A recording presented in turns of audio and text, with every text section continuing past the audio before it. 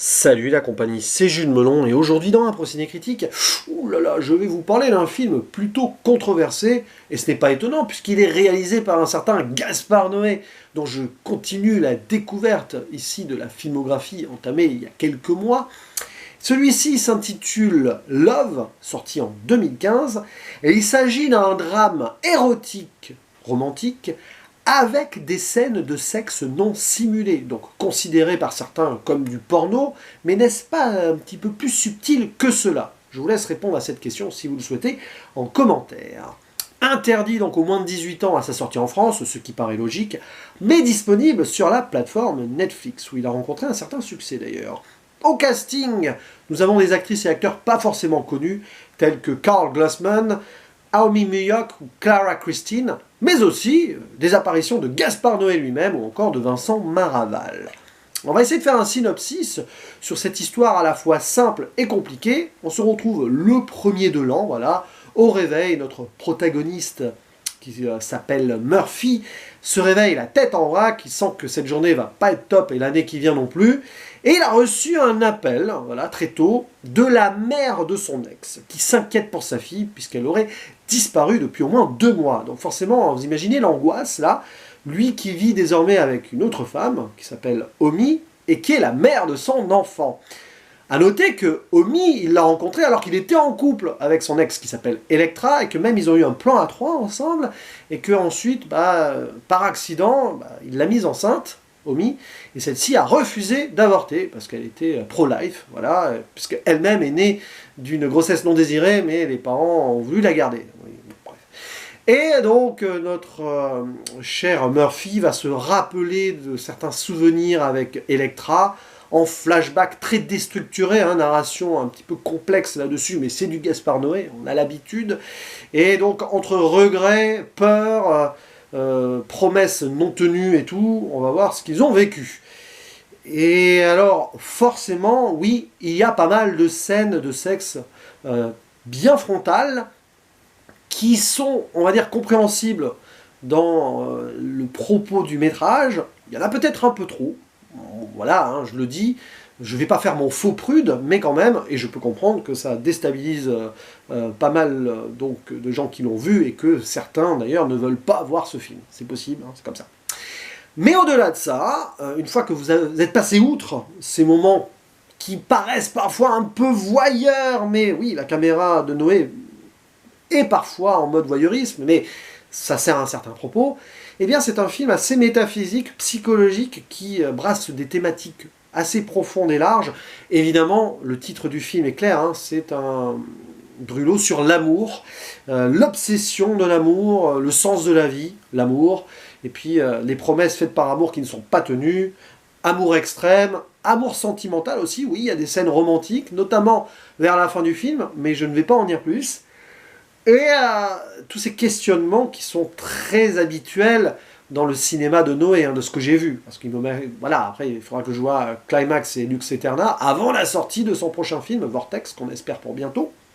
Et donc là, on est en plein méandre absolu. Et on voit d'ailleurs que Murphy, c'est quand même quelqu'un qui a des gros défauts, assez égoïste, un peu détestable par moments, hein, même. Et que là, maintenant, c'est trop tard pour lui. D'avoir des regrets, déjà parce qu'il n'est plus avec l'amour de sa vie, parce qu'il se rend compte là que Electra, c'est l'amour de sa vie, qu'elle ait disparu, qu'elle se soit suicidée ou non, c'est même pas le propos, mais au début du film, il y a cette peur-là, et on voit surtout qu'il est prisonnier de son existence actuelle, c'est lui qui s'est mis dans de beaux draps tout seul, quelque part, et il n'assume pas son rôle de père, son rôle de mari ou compagnon, je sais pas s'ils sont mariés, je crois pas, d'ailleurs, et c'est terrible, quoi, voilà. Avec ce fils qui pleure en fond, etc. Sa femme qui lui dit « Vas-y, va t'occuper de ton passé, moi je m'occupe de notre futur ». Il y a cette réplique assez forte comme ça. Mais évidemment, le nerf principal du film, c'est toutes les scènes passées avec Electra, où on comprend que les deux sont allés dans l'excès de cette addiction à l'amour, et pas qu'à l'amour, hein. Toutes sortes de drogues passent par là, et évidemment des scènes de fête en mode techno très proche de ce que Noé a pu faire auparavant, et ce qu'il fera après, j'imagine, encore plus avec Climax. Donc oui, c'est du pur Noé, et une fois que tu es dedans, que tu passes outre d'emblée la scène d'introduction, Et voilà, hein, en mode masturbation mutuelle, tout ça, voilà, avec de la musique classique derrière, c'est un gros contraste, mais c'est un film à contraste aussi. Eh bien, ouais, l'histoire est passionnante en soi, parce qu'on est ici dans la destruction mentale d'un homme qui n'a pas su saisir sa chance par rapport à une histoire trop, on va dire, ouais, trop intense, d'une certaine manière. Et même s'ils s'aimaient plus que tout, les deux, c'était compliqué. Ils vont tenter plein d'expériences. À un moment, ils sont sur Paris, parce que ça se passe pas mal à Paris aussi. Boîte échangiste et tout, ça va rappeler Irréversible. On peut faire des ponts, hein. Il y a un véritable Gaspard Noé Universe qui se crée à travers ces métrages. Et, puis délire métaphysique sur l'existence qui renvoie à Enter the Void. Donc tout est là, quoi.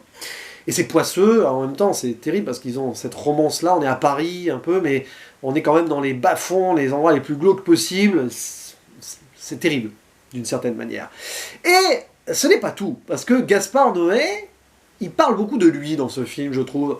Notre personnage principal, donc Murphy, est étudiant en cinéma, et il veut réaliser un rêve, un film qui n'a jamais été fait, donc sur l'amour et le sexe et les sentiments.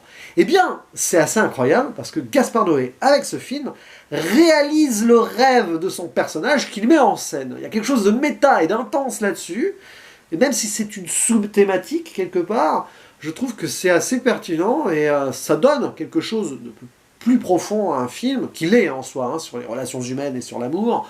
Mais voilà, il n'y a pas que, du coup, les scènes de sexe. Parce que oui, il y en a, clairement, mais ça va au-delà, si on veut voilà, faire abstraction un peu. Des moments, c'est compliqué quand même, hein, forcément. Mais voilà. Et bien sûr, on peut saluer, j'ai envie de dire ça comme ça, hein, la prestation des acteurs, des actrices, qui se sont donnés corps et âme. Là aussi, on peut le dire comme ça.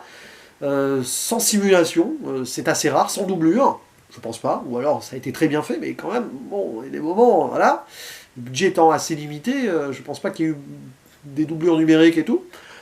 C'est assez unique en soi, parce que oui, bon, des scènes de sexe non simulées dans du cinéma mainstream, hors porno, il y en a déjà eu.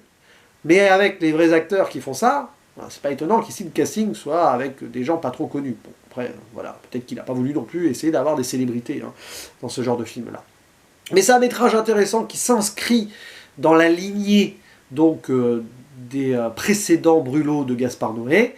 Ça ne sera pas mon préféré parce qu'il y a des moments, bah oui, il y a des longueurs, fatalement, mais on peut comprendre le propos, même si on est à la lisière quand même de l'excès à ce niveau-là. Et puis dernière chose, avant de conclure, bah, très belle photographie, habituelle, toujours d'ailleurs menée par Benoît Debic, qui avait fait celle d'Irréversible, et ça se sent, il y a même des plans à un moment, bah, voilà. Et puis Gaspard Noé, d'ailleurs, c'est drôle, il joue un personnage qui s'appelle Noé, et le petit qu'ils ont eu, donc Murphy et sa compagne Omi, s'appelle Gaspard. Donc Gaspard Noé, il est partout dans le film. Il s'est mis en scène partout. Est-ce que c'est pas un peu prétentieux, vous allez me dire, ou pas? Je ne sais pas. C'est peut-être des petits clins d'œil, mais c'est surtout un métrage, à mon avis, qui lui est très personnel. C'est peut-être ainsi qu'on peut expliquer donc la raison de sa présence un peu partout, à travers certains personnages, et surtout à travers le héros. Clairement, enfin, l'anti-héros plutôt, j'ai envie de dire ici. Bref, n'hésitez pas à dire en commentaire ce que vous pensez de ce film si vous l'avez vu. Et oui, c'est une expérience comme une autre. Hein. Et il ne me reste plus qu'à vous dire à la prochaine. Ciao.